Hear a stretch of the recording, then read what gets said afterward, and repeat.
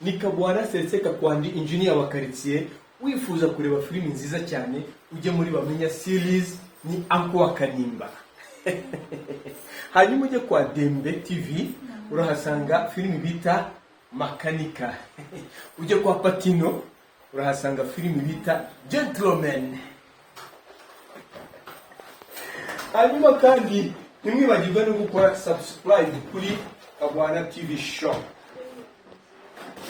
Nkuko nababwiye rero Uncle wa Kanimba aba bafite ibintu byinshi cyane. Uncle wa Kanimba ntaho atazabageza muri kino gihugu cy'u Rwanda.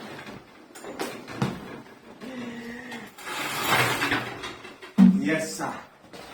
Mu muziki tuba turiyo, muri filimi tuba turiyo, muri comedy tuba turiyo.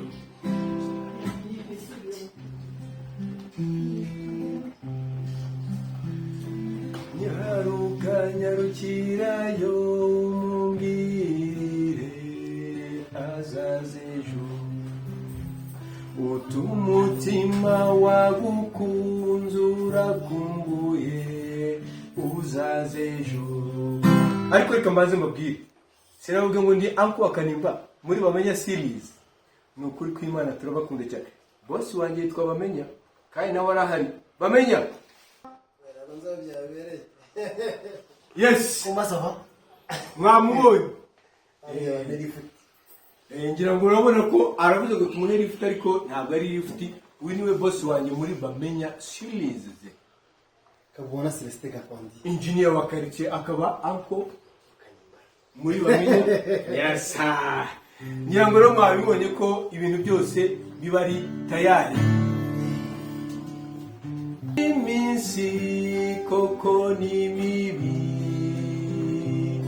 ibabaza abakundanye, handaguraga ayo marira, mwana nkunda tuzabonana.